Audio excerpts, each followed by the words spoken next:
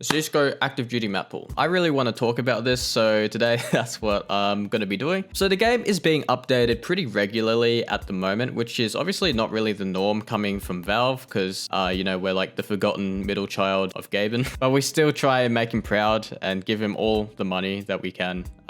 With cases. So I don't know if we'll ever be loved, but it's fine. But yeah, I've been getting some minor updates every 1 or 2 weeks, and it's been really good to see. I think that is pretty indicative of Valve actually working on something and working on the game. And when we take a look at Gabe Follower's Twitter account, who's a guy who's kind of been documenting the CSGO devs activities in the background, they've been updating a lot of Source 2 stuff and adding some stuff behind the scenes, which is always really exciting. But the thing I want to focus on today is the active duty map pool, and the reason that I want to focus on it is we're about due for a change in the active duty map pool. So Valve generally kind of try and change the map pool around once a year or so. Obviously this was slightly different when we had this map pool here for a few years. Obviously this isn't super consistent, but generally speaking, it's been around once a year that Valve kind of do something with the map pool and spice it up a little bit. So if you've been paying attention, we've had Ancient in the map pool since the 3rd of May from last year. So yeah, we're about due for an update. And I personally think there's probably going to be a pretty big update pretty soon in terms of like an operation, not necessarily the map pool. I think that would happen after the major, and we'd probably have like an operation before the major to kind of hype up the major a bit and boost some revenue and viewership. So obviously the major is happening in early November.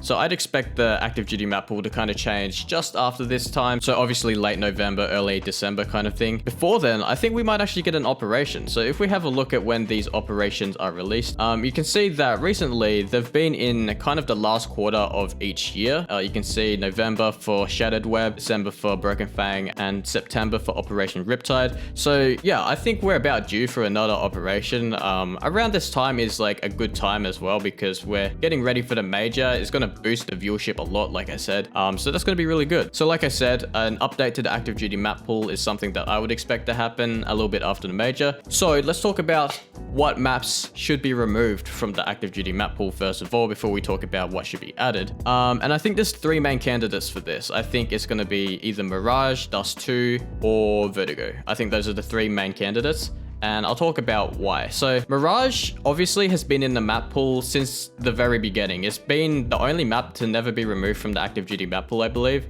So you can see it's being played at every single major in history. And to be honest, I think it's kind of deserved. I know that a lot of people are kind of finding the map a little bit stale now, which is understandable because the meta's kind of been played out. Everyone kind of knows how to play Mirage. And I think that's kind of why it's a good map and why a lot of people enjoy playing it. Obviously, it's the most played map right now in Faceit and matchmaking. But I actually think it's a good map, and I think it has its place in the map pool. It's also pretty popular with the pros. It's not the most popular map. I think it's consistently played a decent amount. You know, I say this knowing that Don Hassie or whatever is going to hate me for sticking up for Mirage staying in the map pool, but I honestly think it's a good map, and I think it's because I want a different map to be removed. So when we talk about Dust 2, Dust 2 is actually in a very similar spot to Mirage. People play it, but it's not the most played map. I think the problem with Dust 2 is that it's always been a map that people get upset on a lot. That's due to it being not a super tactically deep map, in my opinion. I think there's definitely things you can do, but it's very difficult to make it work consistently on Dust 2 as opposed to maps like Inferno or Nuke, where if you have good tactics, you can kind of carry on the T side a lot. So yeah, I think that's the position that Dust 2 is in. I don't actually think it's a terrible map, and I think it's the iconic CSGO map. So in that sense,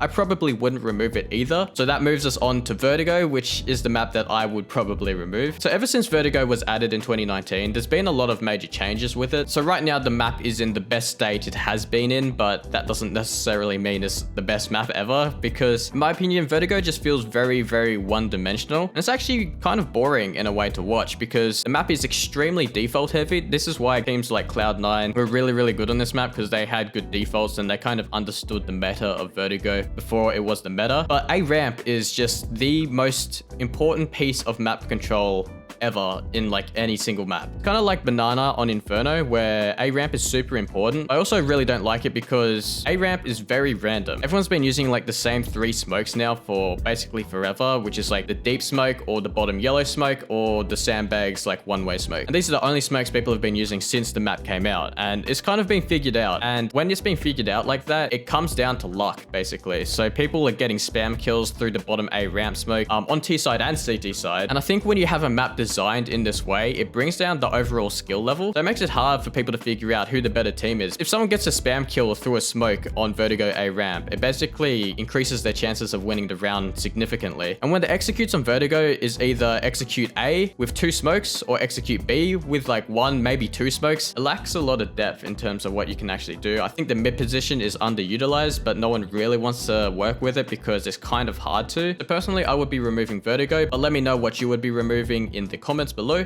Now, what map would I bring in? So there's kind of 3 main candidates in my opinion. Those 3 being Cache, Tuscan, or Anubis. So let's talk about Cache first of all. So Cache is interesting because it's already been in the map pool before, and it's actually played quite a bit in matchmaking, for example. So it's a pretty popular map in terms of community sentiment. However, I don't think it's the best designed map, and I think it doesn't really have a place in the current map pool because of maps like Mirage and Dust 2, which are already kind of more puggy maps, more aim style maps. Cache kind of just takes that to an extreme. I remember when this was in the active duty map pool and there wasn't a heap that you could actually do. It was all about middle and the T-side could take it very easily. So it kind of lacked a lot of tactical depth in that regard. And at the same time, I kind of want to see a new map. If you have a look at the active duty map pool history, there's only ever been 10 different maps in the active duty map pool ever. So I kind of want to see a new map. I want to see something new added to the game. And that brings us on to Anubis. So Anubis is one of the more popular community maps. It's been in the matchmaking rotation for a little while now, and I think it's a well-designed map. I definitely think it's good. Unfortunately, I feel like the community hasn't really embraced the map that much because I don't really see it played very often, and the queue times are really high,